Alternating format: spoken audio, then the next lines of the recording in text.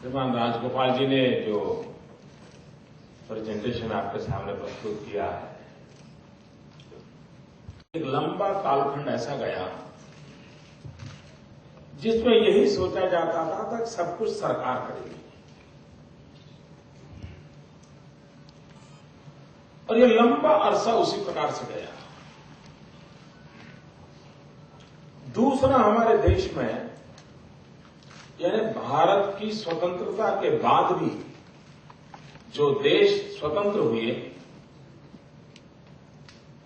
वे हमसे भी आगे निकल गए।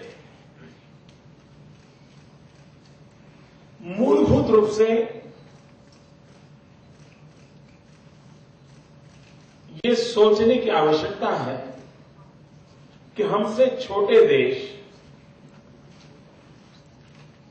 हमसे भी ज्यादा गरीब देश, हमारे बाद आजाद हुए, उसके बावजूद भी 12, 15, 20, 25 साल में समृद्ध देशों की पंक्ति में कैसे पहुंच गए? उनको प्रायोरिटीज क्या है? ये बात सही है कि भारत जैसे देश में वेलफेयर एक्टिविटी का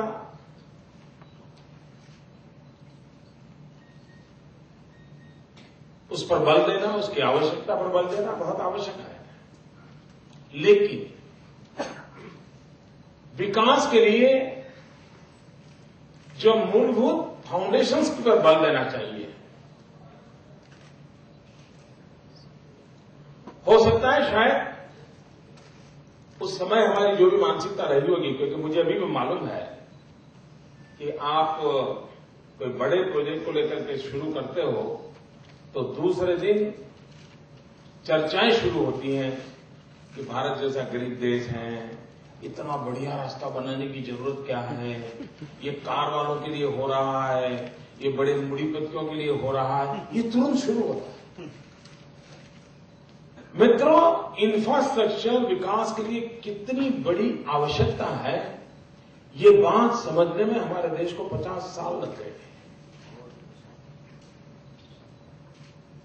मित्रों, जिन लोगों ने साउथ कोरिया के विकास की यात्रा को देखा होगा, तो साउथ कोरिया में बदल लाने का अगर कोई एक मूल कारण था तो वहां पर भयंकर गरीबी थी, और वहां के शासकों को यह सवाल पूछा जाता था कि रात को लोगों के घर में चूल्हा जलेगा कि नहीं जलेगा।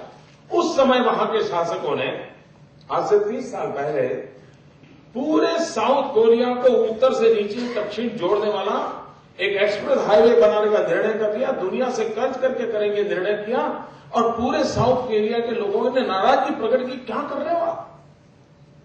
लेकिन वो डिटरमिन थी लीडरशिप, उसने किया, और वो एक रास्ते की ताकत थी, उस इंफ्रास्ट्रक्चर की ताकत थी, उसने पूरे साउथ कोरिया की इकोनॉमी के नक्शे को बदल दिया।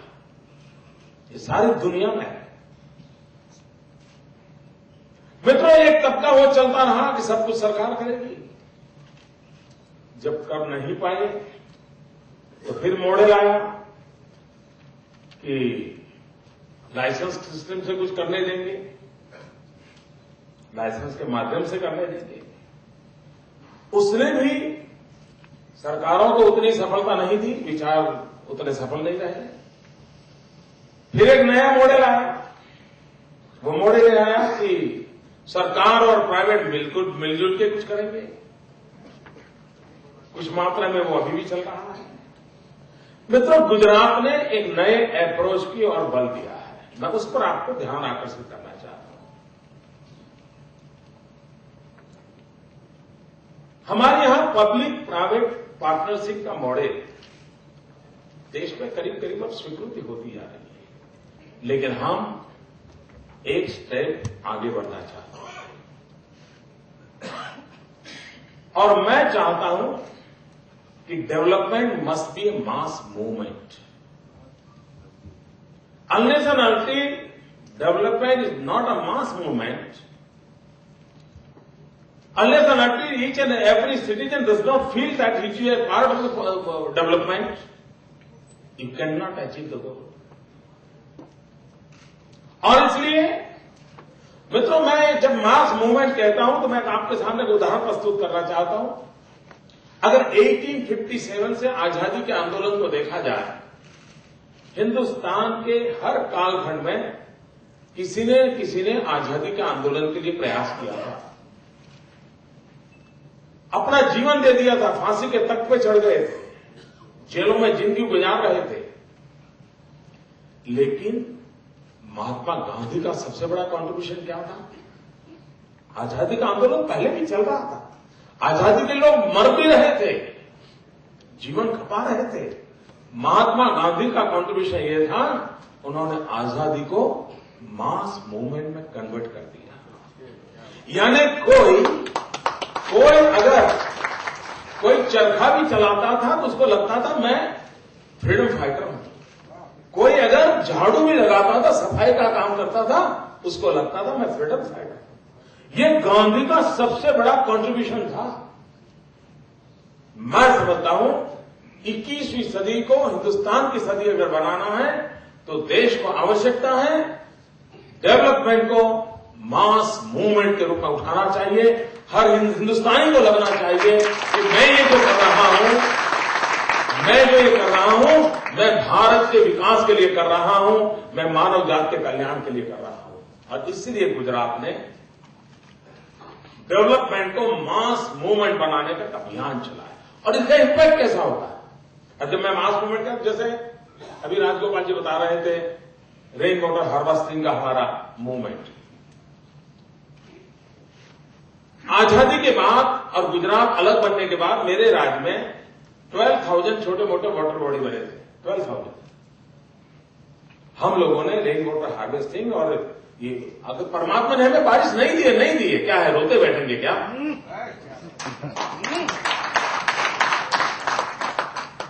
तो उसका कोई रास्ता नहीं हो सकता है? दुनिया में इजराइल रास्ता दिखाता है, हम क्यों नहीं दिखा?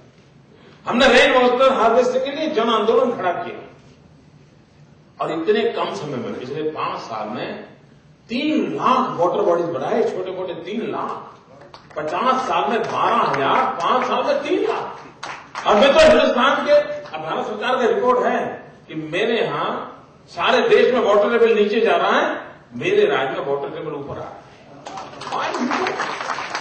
और वहां वो राज्य जहां पर 12 मास बहने वाली नदी मेरे पास बिल्कुल उंगली पर गिरने जितनी है, ताकि नर्मदा से आगे मेरा 12 मास पानी बहने वाली नदी नहीं है। लेकिन उस समस्या का समाधान किया, उसका परिणाम क्या आया? मित्रों, इसको सरकार ने नहीं किया, हमने सिर्फ सरकार ने एक योजना रखी, जन आंदोलन खड़ा किया, हर गांव ने, लोगों ने मिलकर के इस काम को किया, सरकार ने अपना हिस्सा दिया, लोगों ने अपना हिस्सा दिया, और ये इतने कम समय में 3 लाख वाटर बॉडी देते। जब मैं मास मूवमेंट कहता हूं मित्रों, अर्थक्वेक के बाद सारे दुनिया में वर्ल्ड बैंक की रिपोर्ट ये कह रही है कि अर्थक्वेक जैसी कैलेमिटी के बाद दुनिया के डेवलप कंट्री को भी उस मुसीबत से बाहर आना है तो 7 साल से अधिक समय लगता है, 7 साल से अधिक। मित्रों, गुजरात इज ए स्टेट जिसने डेवलपमेंट के इस अभियान को चलाया। अर्थक्वेक के बाद हमने जो काम किया, 3 साल के भीतर गुजरात अर्थक्वेक को भूल गया और उस एडवर्स सिचुएशन को अपॉर्चुनिटी में बदल करके आज हमने कच्छ को हिंदुस्तान का सबसे तेज गति से विकास करने वाला जिला बना दिया।